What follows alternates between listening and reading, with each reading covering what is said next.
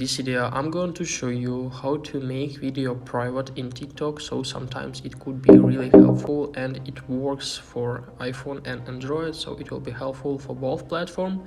As you can see, now I have 5 videos on my account. So what if I want to, for example, hide one of them? I don't want to share it with others.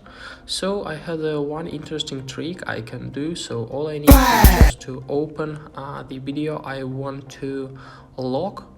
So after that, all I need is just to click on the more in the right bottom corner, then scroll down the lower panel to find the privacy settings. And here we can see different privacy settings, but we need the first line: who can watch this video. So just change it only me.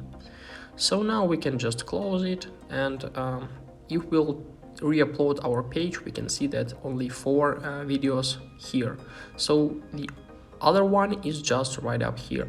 So I don't want to lock it, so I can change it back. But I hope, guys, this video was useful for you, and now you know how to make a video private on TikTok. So like this video, subscribe to my channel, and write your comment. Goodbye.